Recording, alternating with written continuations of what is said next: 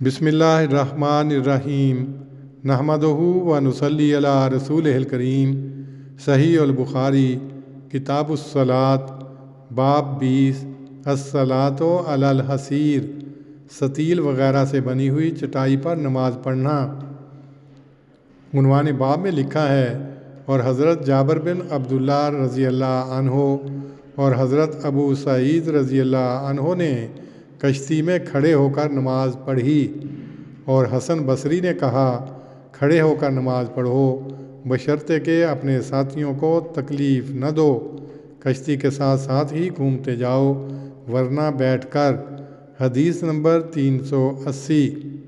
حضرت انس بن مالک رضی اللہ عنہ سے روایت ہے کہ ان کی دادی ملیکہ نے رسول اللہ صلی اللہ علیہ وسلم کو کھانے کے لیے بلایا، جو کہ انہوں نے آپ کے لیے خصوصیت سے تیار کیا تھا۔ آپ نے اس میں سے کھایا، پھر کہا، اٹھو تاکہ میں تمہارے لیے دعا کروں۔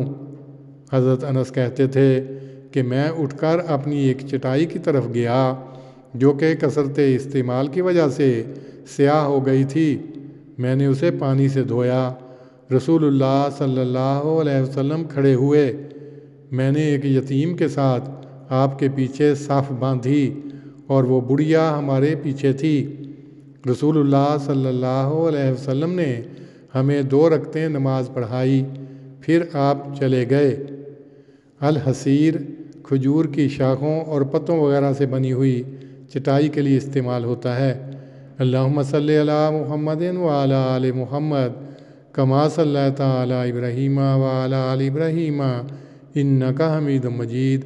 اللہم بارک علی محمد وعلی آل محمد کما بارکت علی ابراہیم وعلی آل ابراہیم انک حمید مجید۔